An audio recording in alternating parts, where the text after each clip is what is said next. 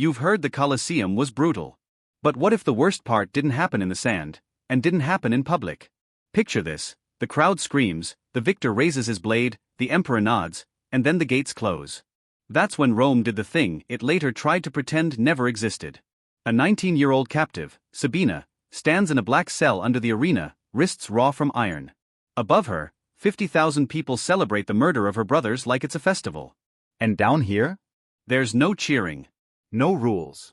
Just paperwork. Because Rome didn't treat captives like prisoners. It treated them like rewards.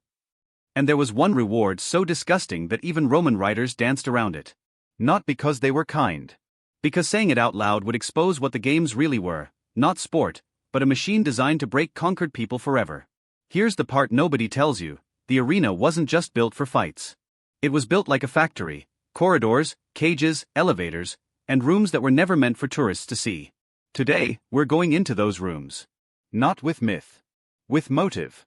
Because a single choice made by one gladiator that afternoon didn't just change Sabina's fate. It triggered a chain reaction powerful enough to shake the Senate itself. And it all starts the moment the victor is handed a tablet. Not with gold, not with wine, but with names. The crowd thinks the story ends when the sword goes in. Rome knew the real ending begins when the sand stops moving. Under the Colosseum, there's a second world: damp stone, torch smoke, and a tunnel noise that never quite dies. Cages clank. Chains whisper. Somebody sobs once, then forces it down, because crying gets you noticed. And walking through that maze is a man who, minutes earlier, was a hero. Gaius Valerius Maximus. 32. Scarred like a roadmap. Still shaking from adrenaline. A slave who survived long enough to become useful. Rome tells him he's earned a reward. Not a gift. An entitlement. Like wages.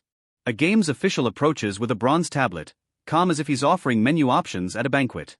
And carved into that metal is the part that makes my stomach turn: a list of spoils. Not just objects. People. Because after conquest, Rome doesn't only take land. It takes the symbols that keep a nation standing: its leaders, its sacred figures, and its women. Not as random cruelty. As policy. As psychological warfare. Sabina is in a holding cell with other captive women. Some noble, some priestesses, some warriors who no longer have weapons. They've already watched their men die. Now they're waiting to find out what Rome does with what's left of them. Then the guards come in carrying buckets of water. Not to help them. To prepare them. Hair pulled into order. Dirt scrubbed off. Torn clothes replaced with plain tunics. And while hands move across their bodies like they're checking livestock, someone nearby is writing notes on wax tablets: age, health, condition. That's when an older priestess leans close and whispers the sentence that snaps the room cold. They're not cleaning us for mercy. They're cleaning us for presentation. Up above, the arena resets for the next interlude, a lighter segment between real fights. Rome loves interludes. They're where the empire turns suffering into theater. And today's theater has a twist designed for one purpose: humiliation so loud it echoes back to every province thinking about rebellion. The trapdoors open. Elevators rise. And Sabina, blinking into sun she hasn't seen since her village burned, steps onto the sand. To learn that Rome doesn't always kill you first. Sometimes it makes you perform. They didn't bring Sabina up there to execute her. They brought her up there to break her in front of everyone. The heat hits first, like a hand on the face. Then the smell: roasted meat from vendors, perfume from senators' wives, and beneath it all old blood baked into sand. Sabina squints into a wall of noise. 50,000 voices. Not watching her like a person. Watching her like a moment. A herald begins reading charges that don't even matter: rebellion, refusing Roman gods, aiding enemies. It's not a trial. It's a script. Then the game is explained. Pairs. Wooden swords. Shredded clothing meant to mock them. Fight each other. Entertain the crowd. And the winners? Claimed. The losers? Dead. Rome found a way to turn captive women into a public warning.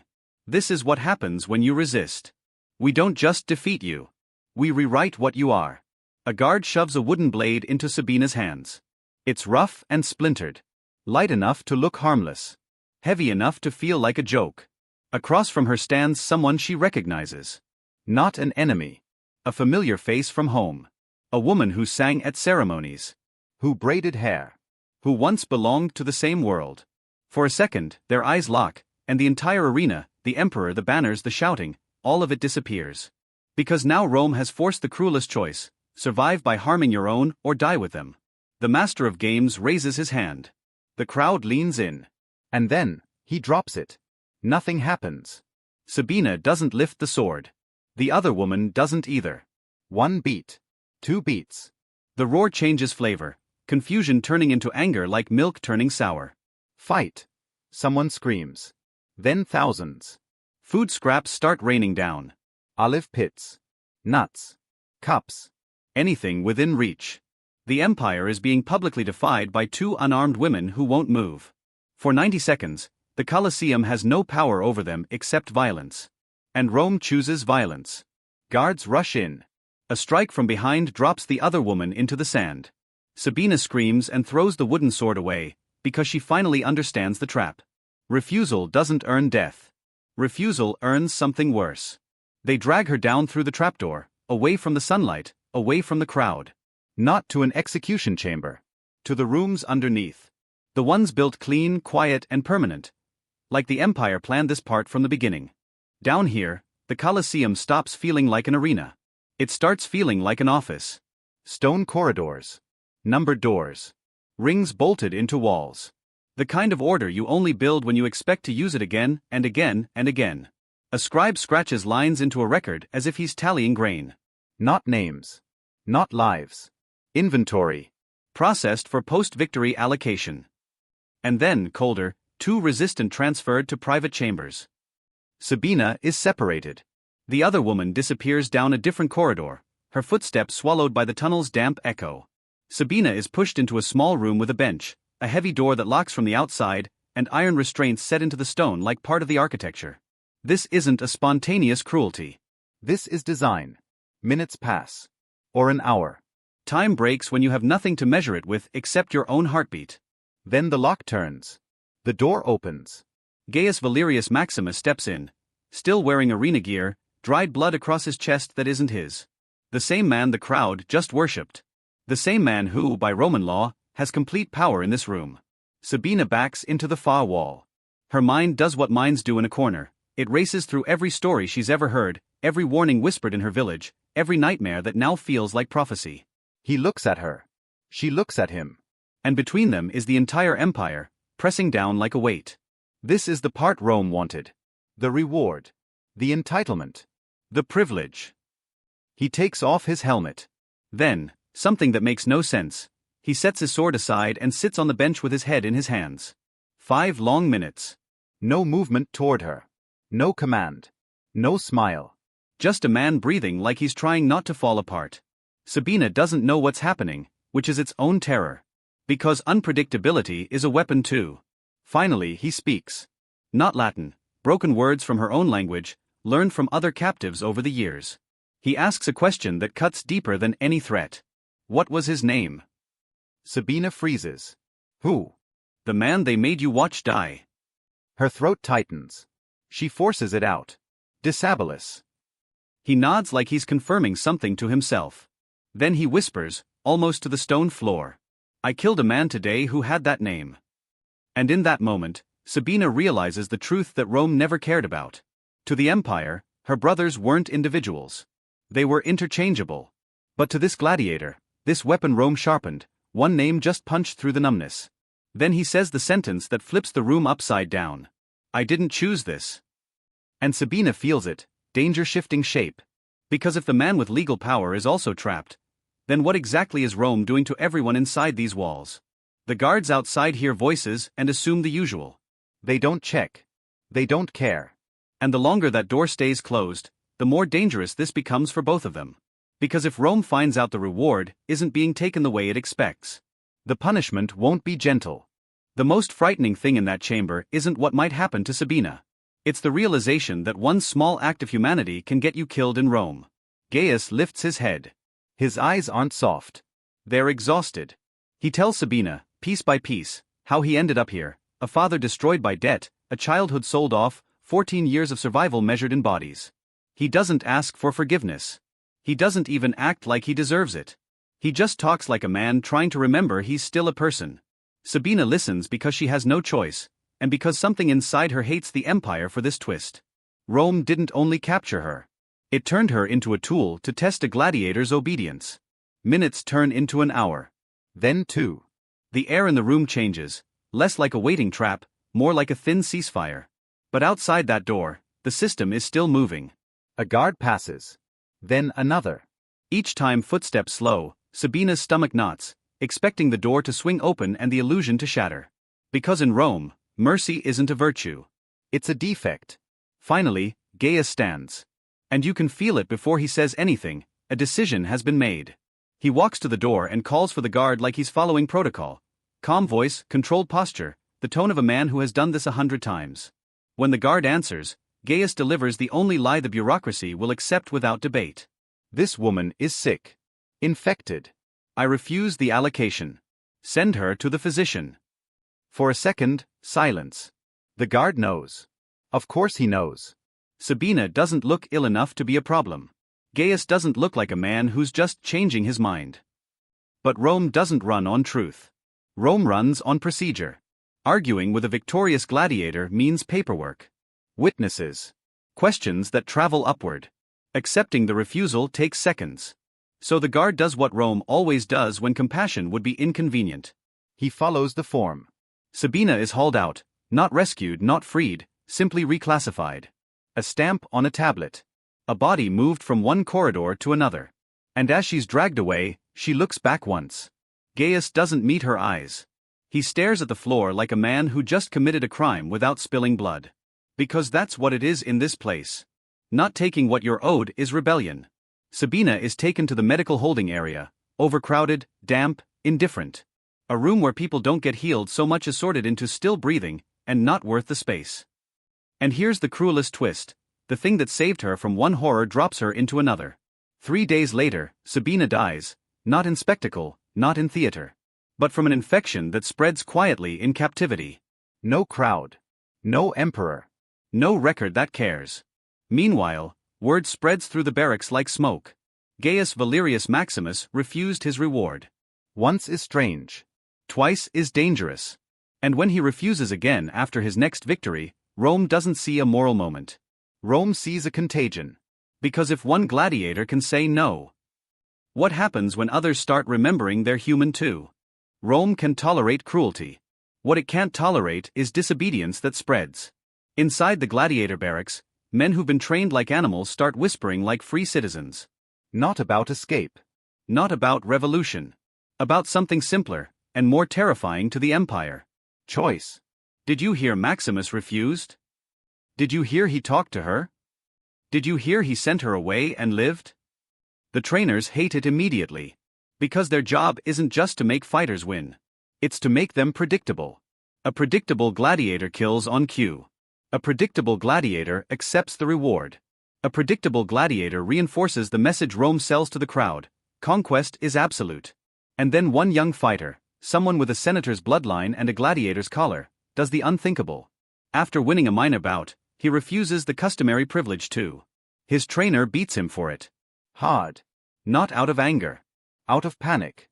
Because if refusal becomes allowed, the whole system starts looking like what it really is: organized exploitation, dressed up as tradition. The case lands where it was never supposed to land, on a senator's desk. And that's how Rome's dirtiest custom gets dragged into the light, not by compassion, but by politics. On the Senate floor, it's framed like a small discipline dispute.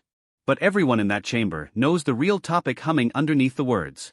They argue in clean language. Safe language. The kind used when truth would stain marble.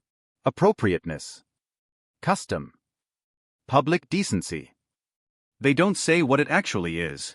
One faction roars about tradition, how conquest has always included spoils, how denying victors cheapens Roman power.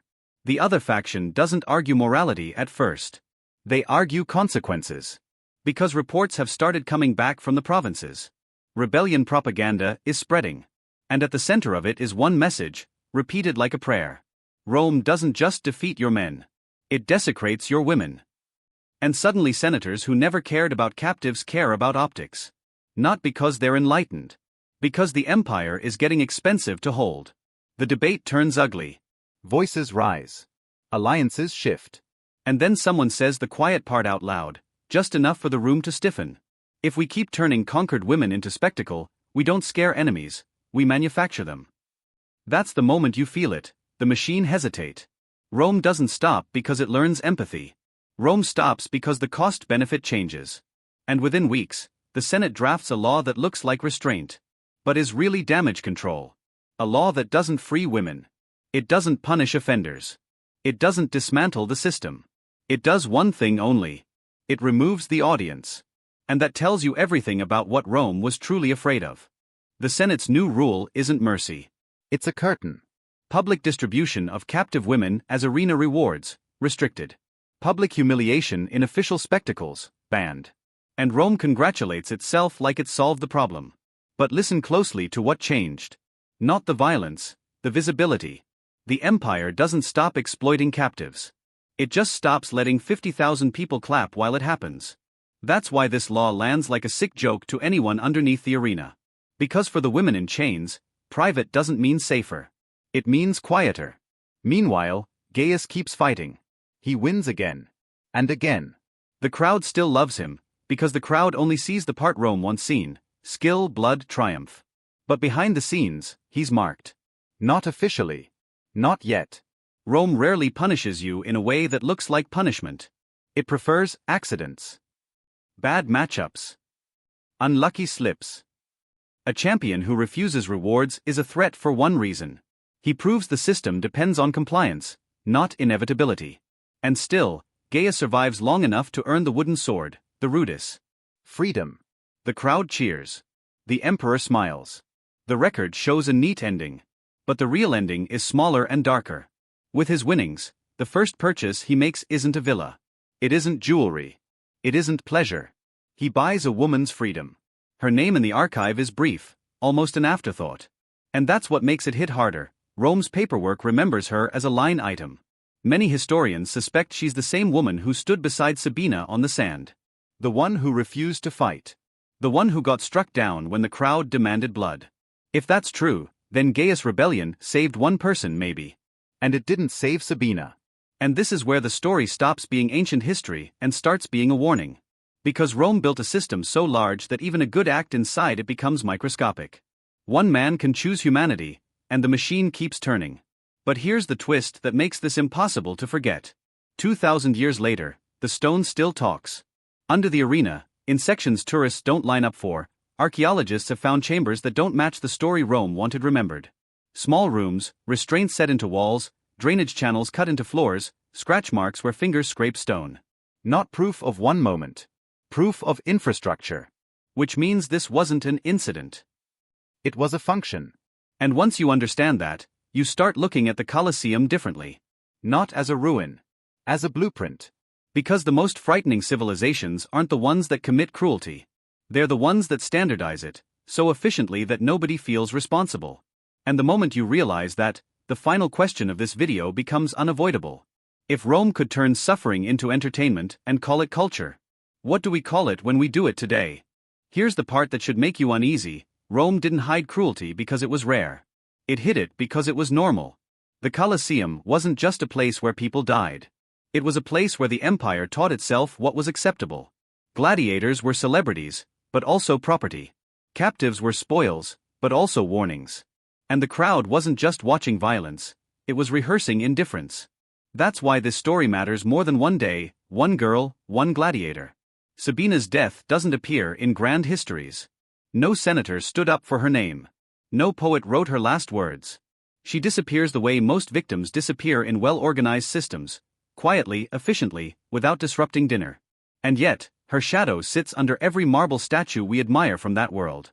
Because Rome's greatest trick wasn't building aqueducts or roads. It was building a moral loophole big enough for an entire society to walk through.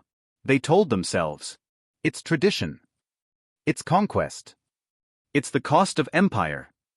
And once you believe that, anything can be justified, so long as it has a ritual and a crowd. Even Gaius, who showed a flicker of humanity, was also created by the same machine. A victim shaped into a weapon, then handed power over someone even more powerless.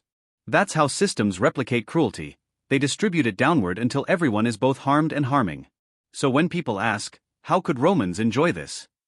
The scarier answer is, they trained themselves to. One spectacle at a time. One laugh at a scream. One afternoon interlude between the real matches. And that's where we end, because there's no neat moral bow that makes this comfortable. Rome put limits on what could be done in public, only when it became politically dangerous. Not when it became morally unbearable. Sabina died. The games continued. The empire told its story in marble, and buried the rest in tunnels. So the next time you see the Colosseum in a postcard or a movie or a travel reel, remember this. The blood on the sand wasn't always from battle. Sometimes it came from what happened after the crowd went home. When the doors locked. And the empire collected its rewards. Before you click away, I want you to notice something terrifyingly simple. Rome didn't need everyone to be cruel. It only needed everyone to look away. A senator could debate decency, while never stepping into the tunnels. A historian could hint, soften, skip details, because writing it plainly would force readers to admit what their civilization approved. A guard could just follow procedure. A crowd could chant for blood, then go home and kiss their children. That's how the worst things survive. Not through monsters, through normal people protecting their comfort. And Sabina? She's the nightmare of that comfort. Not because her story is unique, but because it probably wasn't. Some captives were paraded. Some were forced into staged myths that ended in real death. Some were allocated as prizes in ways that Rome later tried to push into silence. And even when laws shifted, it wasn't liberation. It was rebranding. The cruelty didn't end. It simply lost its audience. That's why the title of this video isn't just shock. It's a warning label. Because worse than death isn't only the act itself. It's what comes after, the erasure. The paperwork. The casualness. The way a human life can become a footnote in someone else's celebration. Gaia's small act of defiance proves something powerful. That even inside a machine built to dehumanize, a person can still choose not to. But it also proves something darker. One good choice doesn't stop a system designed to keep producing victims. So here's the question I want to leave you with, one you can't unhear once it lands. If a civilization can call itself advanced, while engineering rooms beneath its greatest monument to strip people of humanity, how do we measure civilization at all? Not by temples. Not by roads. Not by monuments. By how we treat the people who can't fight back. Because the moment we start turning suffering into spectacle, the moment we call it normal, tradition, just entertainment, we're not studying Rome anymore. We're repeating it. And that's the final twist. The Colosseum wasn't Rome's darkest place. It was Rome's brightest, because it happened in front of everyone. The empire didn't collapse because it lacked intelligence. It collapsed because power without empathy always eats itself eventually, slowly, then all at once. Sabina's story, whether recorded in full detail or reduced into hints and chambers and cold administrative language, points to a truth people hate admitting. A society can be brilliant and brutal at the same time, and the brilliance can help the brutality run smoother. That day in 79 AD, Rome celebrated a victory. A gladiator was rewarded. Captives were processed. And somewhere under the roar of 50,000 voices, a 19-year-old girl learned what mercy looked like in an empire built on domination. Not kindness. Not rescue. A loophole. And even that loophole didn't save her life, only spared her one specific horror, long enough for her to die unseen in a place no crowd would ever chant about. Gaius walked out eventually with freedom in his hand, and the weight of what he'd witnessed in his chest. The Senate passed a law that cleaned up the spectacle, not the sin. The historians trimmed their words. And Rome kept selling itself as civilization. But the stone remembers. Every scratch mark beneath the arena is a sentence carved by someone who didn't get to speak. Every iron ring set into a wall is a confession that this wasn't accidental. And every sanitized record is proof that the empire knew exactly how it would look, if anyone ever told it straight. So if this made you uncomfortable, good. History isn't here to soothe us. It's here to expose what humans will justify when applause is loud enough. Now I want to hear from you. Was Rome's true horror the cruelty itself, or how efficiently it made cruelty feel normal?